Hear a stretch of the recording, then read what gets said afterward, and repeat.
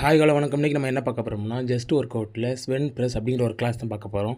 இந்த கிளாஸோட main thing என்னென்னா உங்கள் ஜஸ்ட்டு ஃபுல்லாத்தையும் ஃபங்க்ஷன் பண்ணுறதுக்கு, அதுக்கப்புறம் ஜஸ்ட்டு மசில் வந்து இன்க்ரீஸ் பண்ணுறதுக்கு ரொம்ப யூஸ்ஃபுல்லாக இருக்கும்.